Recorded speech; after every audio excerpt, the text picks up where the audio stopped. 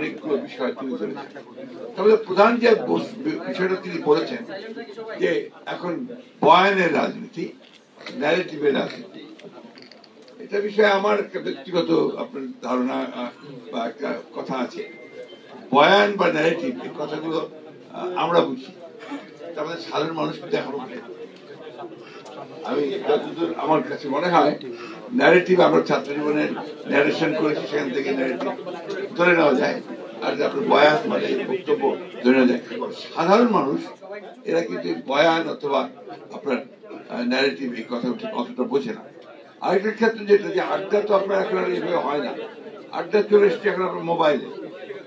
এখানে যে চ্যাট, যেটা আপনার চ্যাটিং হয়, চ্যাটিংটাই হচ্ছে আড্ডা। সেখানে আপনার সবাই যুক্ত হয়। সুতরাং রাজনীতি বলুন, অর্থনীতি বলুন, সমাজ বলুন, সবকিছু এটার মধ্যে চলে এসছে, এই একটা জিনিসের মধ্যে চলে এসছে। সুতরাং যে মামুন ভাই যে কথাটা বললেন যে প্রযুক্তির পরিবর্তনের ফলে সবকিছু বদলে যাচ্ছে, এই জিনিসটা আমরা অনেকেই যারা বয়োবৃদ্ধ আছি, বয়স্ক আছি, আমরা বুঝতে পারি না। যার ফলে আমাদের এই চিন্তা ভাবনা গুলো, বয়স্কদের চিন্তা ভাবনা, নতুনদের চিন্তা ভাবনার সঙ্গে অনেক ফারাক থেকে যায়। আমি মনে করি যে আমাদের বাংলাদেশের অনেক অনেক অনেক সমস্যা, তার মধ্যে প্রধান সমস্যা হলো যে আমাদের লেখাপড়াটা একদম শেষ হয়ে গেছে।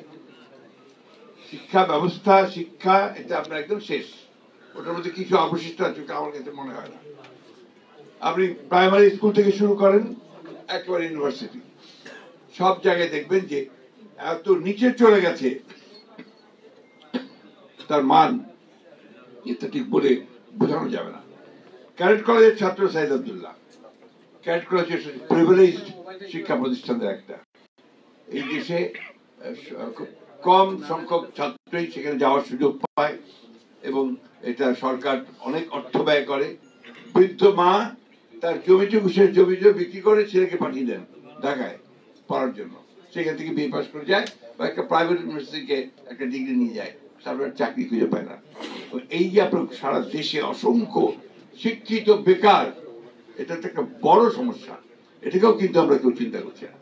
আজকে এই সরকার সংস্কার কমিশন অনেকগুলো গঠন করেছে, কিন্তু শিক্ষা সংস্কারের কোনো কমিশন হয়নি।